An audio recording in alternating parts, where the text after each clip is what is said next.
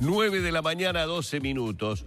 Bueno, en medio del debate que se ha generado a partir del análisis nuevamente de si eliminar o no los antecedentes de menores o la prisión preventiva para el caso de delitos graves y gravísimos, en medio de todo esto se han conocido cifras sobre el vínculo de los menores con el delito, como por ejemplo, y aparentemente ya lo vamos a estar charlando, un aumento en los homicidios. Uno de los datos difundidos por el Observatorio de Derechos Humanos para la Niñez y la Adolescencia. Es por eso que hoy estamos recibiendo y vamos a dialogar sobre estos temas con uno de sus coordinadores, especialista además en minoridad infractora, Juan Fumeiro, a quien nuevamente es un placer recibir en la mañana de Arriba Gente. ¿Qué tal, Juan? Bueno, muchas gracias, Humberto, por la invitación.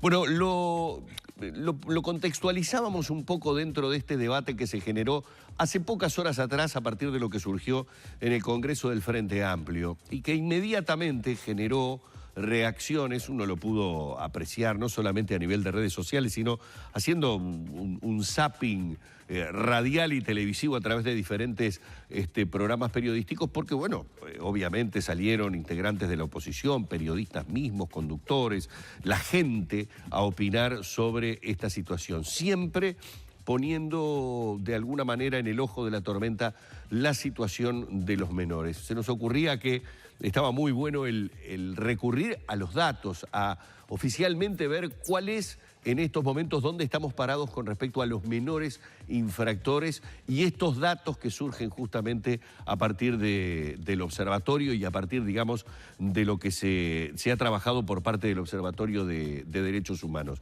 ¿Cuáles son los principales datos que surgieron? Claro, bueno, los datos que surgen del observatorio son recogidos de fuente oficial del INISA. Y nosotros tenemos que al año 2007 el porcentaje de adolescentes en el sistema de justicia penal juvenil ha decrecido y viene decreciendo. Al 2017. Al 2017. Cerrado 2017. Actualmente también, continúa esa línea decreciente. Lo que nos arroja el observatorio es que al 2017, cuando se recabó la información por el observatorio, habían 351 adolescentes en el sistema de justicia penal juvenil, de los cuales 231, creo que son 2/3, estaban privados de libertad y tengo por acá las cifras, correspondiente a 1/3 de los adolescentes, 119 estaban con medidas no privativas. Esto nos está indicando de que en realidad la primera medida sigue siendo la privación de la libertad. Cuando en realidad los lineamientos y los mandatos de la Convención indican que la privación de la libertad debe ser la última medida. Pero yo creo que esto hay que mirarlo un poco más en términos un poco más amplios, porque creo que surge toda este estado que ha tomado teniendo en cuenta el Congreso que tuvo el Frente Amplio y que ha sacado para el próximo programa, para el próximo pedido de gobierno, una propuesta programática donde se plantea eliminar, suprimir los antecedentes de los adolescentes infractores y una política que tiene que ver con determinado tipo de medidas que tiendan a mejorar la situación penal de los adolescentes. Pero esto no es una cuestión que se le hubiera ocurrido al Frente Amplio. Creo que esto es un reclamo que viene de mucho tiempo de la sociedad civil y que además viene impuesto por recomendaciones que ha hecho el Comité de los Derechos del Niño de Naciones Unidas por el incumplimiento que ha tenido el Estado en una cantidad de leyes de carácter regresivo que vienen empeorando la situación de los adolescentes y que en realidad están indicando que no están dando la respuesta adecuada a esta problemática. Entonces, ¿qué pasa? El Estado tiene que rendir cuentas, porque cuando el comité, nosotros suscribimos el tratado de la Convención de los Derechos del Niño, cuando el comité observa al país y le está pidiendo que tiene que atender las observaciones y entre ellas suprimir el registro de antecedentes después de los 18 años de edad, y cuando están diciendo que se pena como delito la tentativa de hurtos que antes no estaba, que agravó la situación de los adolescentes y y la presión preceptiva para determinado tipo de delitos, el Estado tiene que dar una respuesta frente a eso. Ahora, ¿qué pasa? Digo, en realidad, lo que nos están diciendo los mecanismos internacionales es que no se reprima el delito, que no se responsabiliza a los adolescentes. No es eso. Digo, en realidad, lo que indica la Convención, y para nuestro país, a partir de los 13 años, es penalmente responsable. Y de acuerdo según el tipo de delito que se cometa, va a ser la respuesta penal que va a tener el Estado. Claro.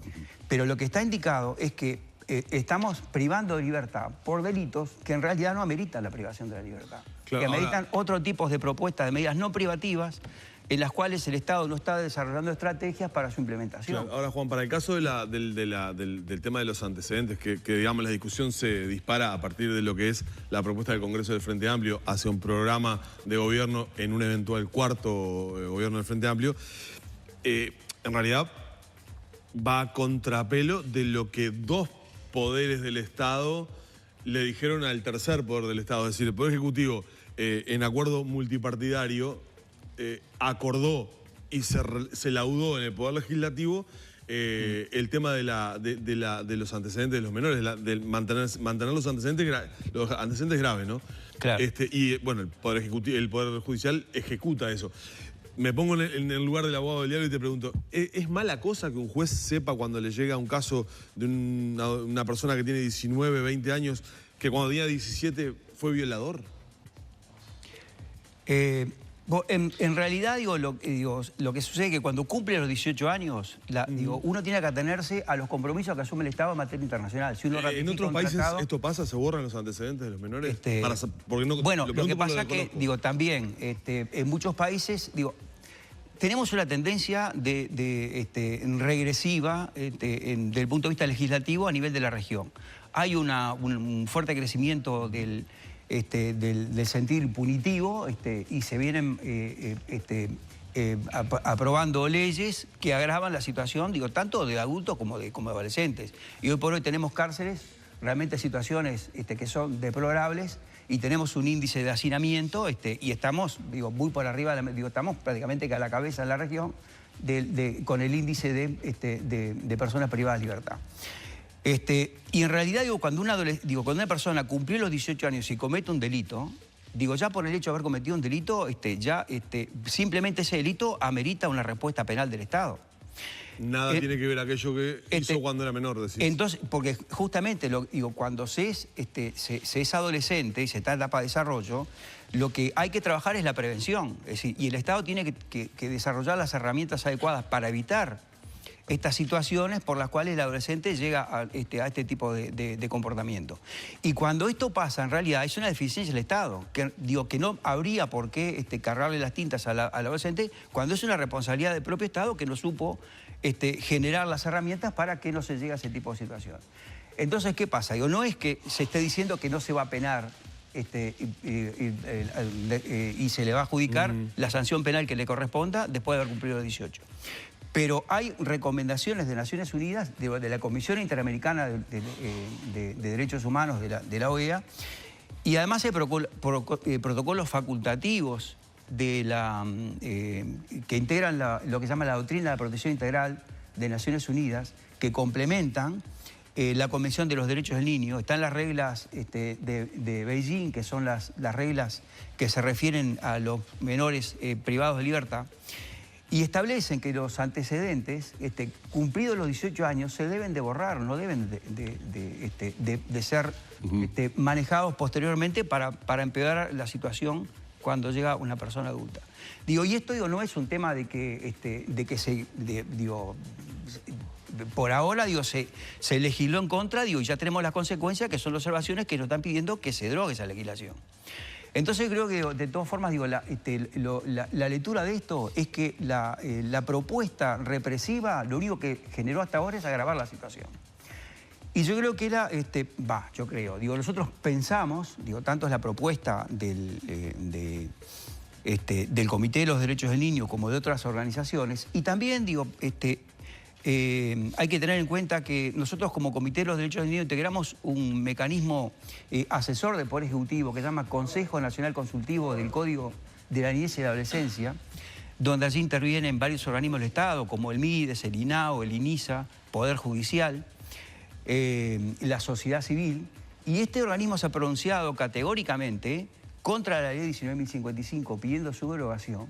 Y este es un tema que bueno, digo, yo creo que bienvenido si hay una fuerza política que recoge estas recomendaciones, que es de un cuerpo técnico que asesora al Poder Ejecutivo. Ahora, parecería, Juan, que más allá del debate que se puede generar a nivel público y hasta la utilización política que se puede hacer, parecería por momentos que no sé si no estamos poniendo la carreta delante de los bueyes, porque está bien, Uruguay tiene convenios internacionales que ha aceptado, pero no le ofrece hoy por hoy a los adolescentes infractores una solución alternativa. No la tiene. Entonces, no la tiene, pero derogaríamos la ley. ¿Y qué haríamos con esos adolescentes infractores? ¿Cuál es la solución para un joven? Digo porque estoy pensando en la utilización que los propios delincuentes adultos realizan de estos menores, a quienes muchas veces se les atribuye delitos que fueron cometidos por mayores, pero porque se sabe o que las penas son más bajas o que, como en este caso, si la ley se derogara, ese adolescente ni siquiera tendría prisión. Entonces, hacete cargo vos del delito, que en realidad lo cometí yo, porque hay una fuerte diferencia entre lo que te va a pasar a vos y lo que me va a pasar a mí. Pero entonces pregunto, no a la prisión preventiva, no a los antecedentes, como dijo Danilo, de un homicida, de un violador, de un joven que... ¿Cuál es la alternativa? ¿Qué es lo que se debería hacer y no se hace?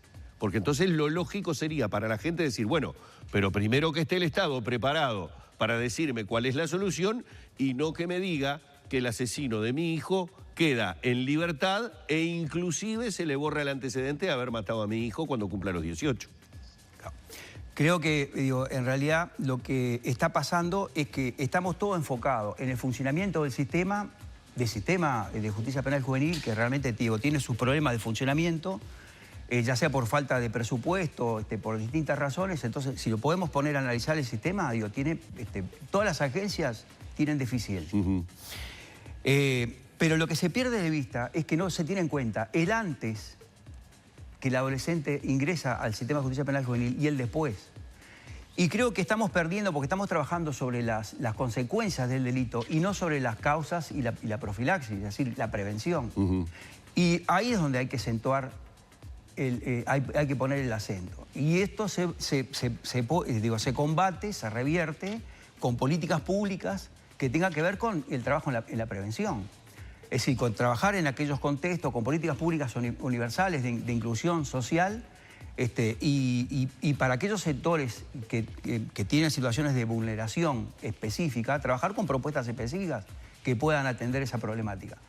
Porque las políticas, la propuesta represiva y punitiva de privar de libertad, estamos generando un enfrentamiento entre distintos sectores de la sociedad que, estamos generando exclusión social y estamos generando guetos que realmente, no apuestan a la integración social.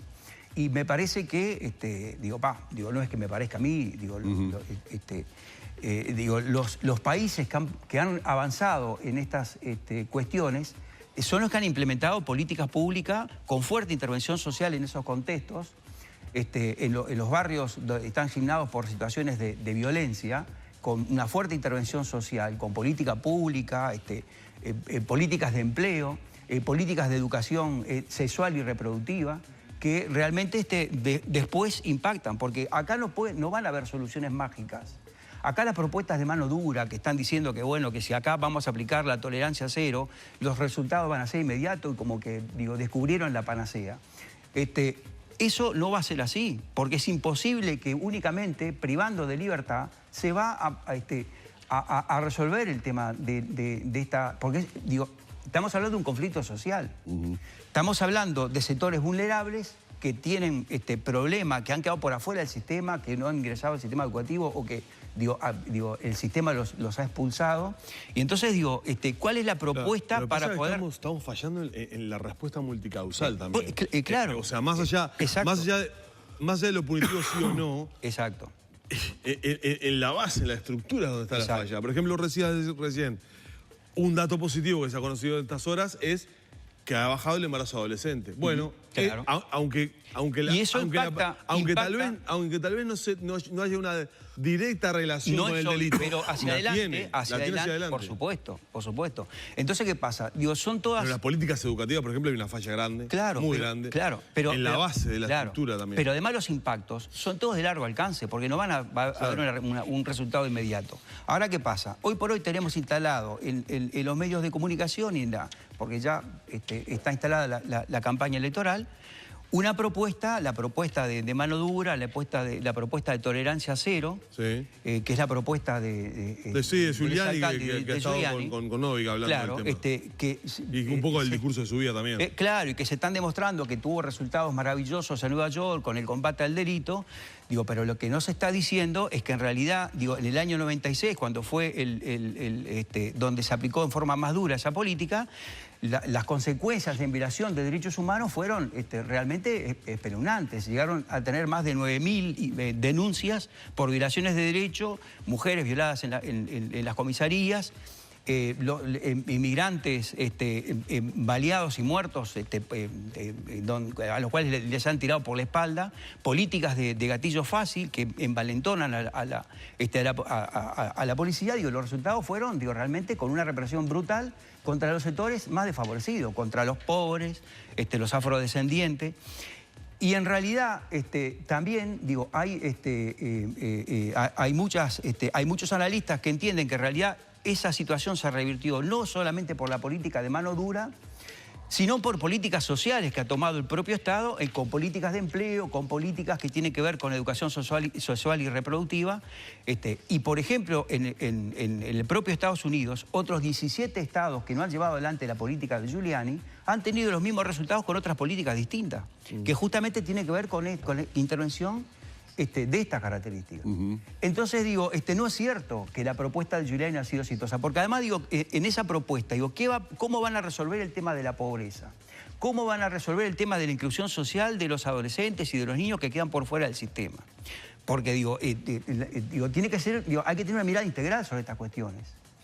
No basta con decir acá, aplicando la mano dura y gatillo fácil, bueno, vamos a combatir el delito. Digo, el delito hay que combatirlo porque nadie está diciendo que no se combata. Digo, pero son cosas que son una batería, que trabajar diferentes planos. Juan, tenemos que cerrar, agradecerle una vez más a Juan Fumeiro, que es coordinador del Comité de Derechos del Niño del Uruguay, de la Organización Defensa de Niños y Niñas Internacional, estos minutos que ha dispensado en la mañana de Arriba Gente.